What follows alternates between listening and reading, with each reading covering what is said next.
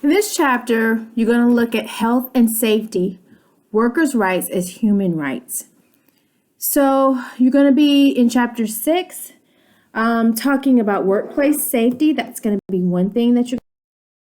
Despite the fact that Americans now are working more as freelancers and independent contractors and consultants as opposed to the traditional employees, many of our health and safety standards are still based on the old employer-employee relationship.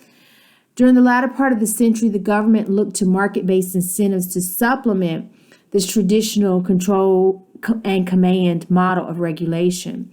So today, there is this new governance of soft law, which is basically voluntary norms that are written and monitored by non-governmental organizations, and they provide an alternative to governmental regulation. One federal law that you will learn about is the Fair Labor Standards Act. This Fair Labor Standards Act of 1938 is federal law that sets maximum hours and requires minimum wages and compliance with child labor standards. Unfortunately, for farm workers, they are exempt from this federal act, and children of any age can work on their parents' farm, and those as young as 12 can work alongside their parents as long as they have parental consent.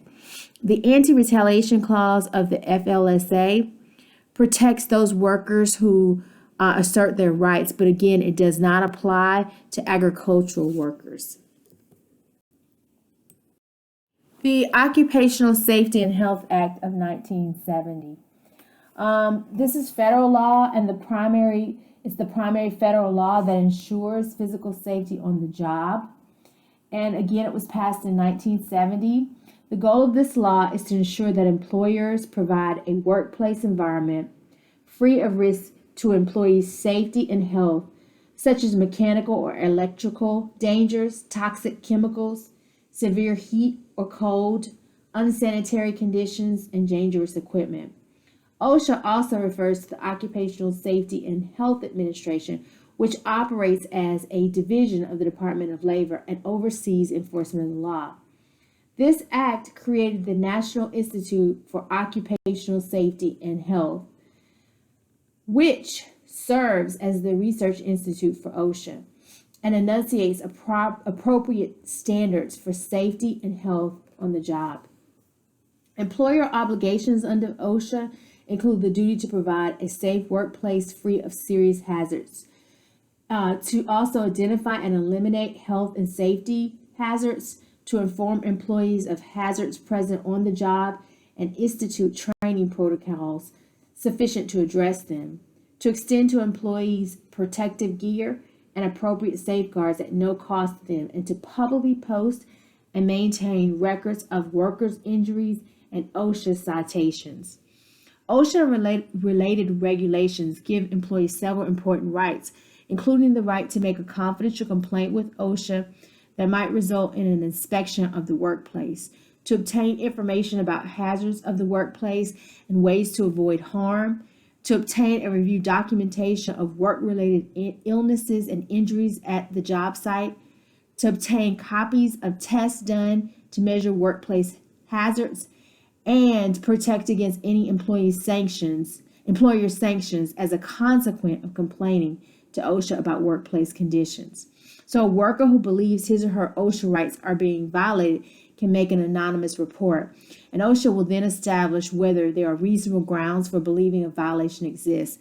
If so, OSHA will conduct an inspection of the workplace and report any findings to the employer and employee or their representatives, including any steps that need to correct safety and health issues. And OSHA does have the authority to levy significant fines against companies that commit serious violations.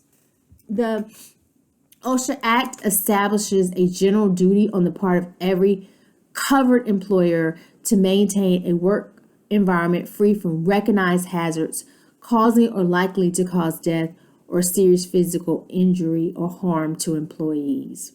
So that's the type of responsibility that employers have. It also, again, created the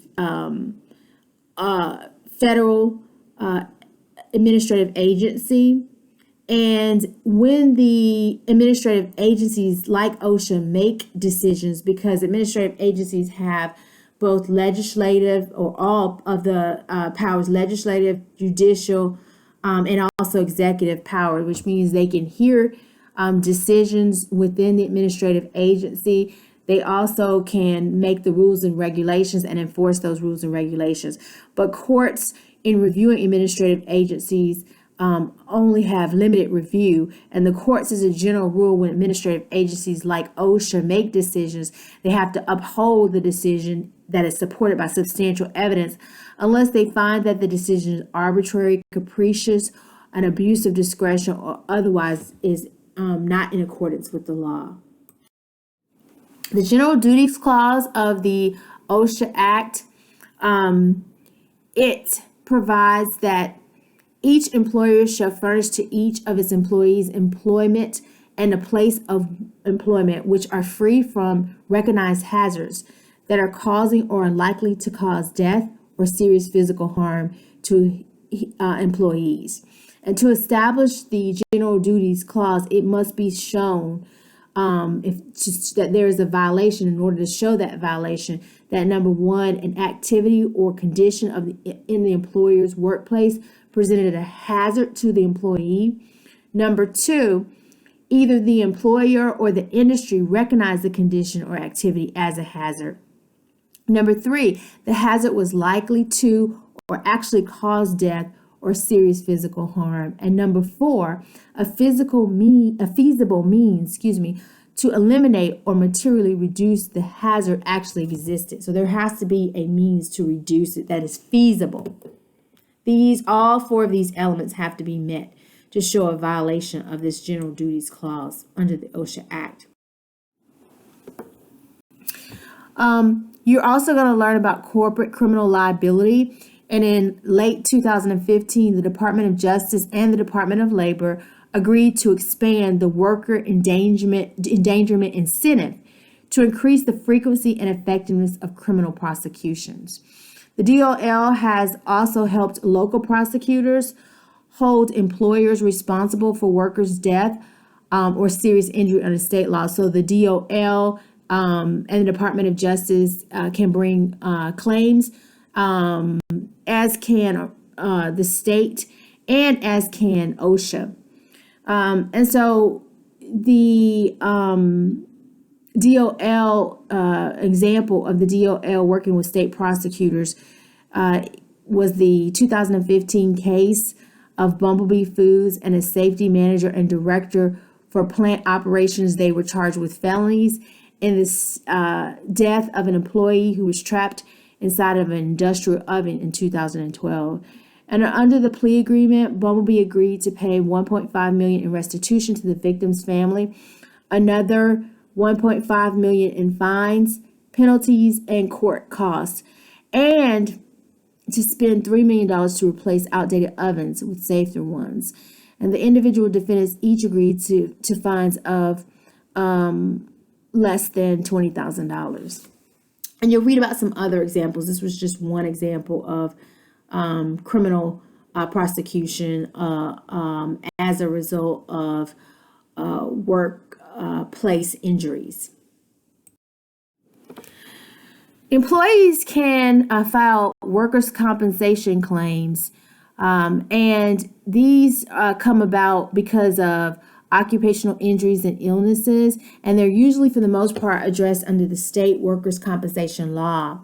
The firms and the employers contribute to a workers' compensation fund, and it's used to pay benefits to employees that are accidentally injured in the workplace. And that gives the ability of the employees don't have to sue. They just file the workers' comp claim. And so instead of suing, an injured employee just has to file the claim and state that they were hurt in the course of employment.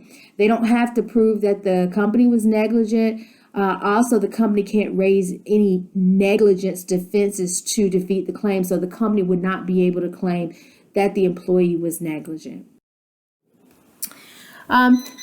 Employers are willing to accept this approach because there's a trade-off. If workers' compensation covers an injury, the employee cannot sue in negligence. The employer will not face the risk that a jury will hear the case and award a larger damage claim. And so the payments are set by a formula that are generally will provide less than actual wage loss. Although no provision is made for the kind of award that you could get if you filed a torts claim. And unfortunately for employees, 33 states have passed laws that have reduced benefits, creating hurdles to getting medical care or making it more difficult to qualify for workers' comp. That's something that has happened recently.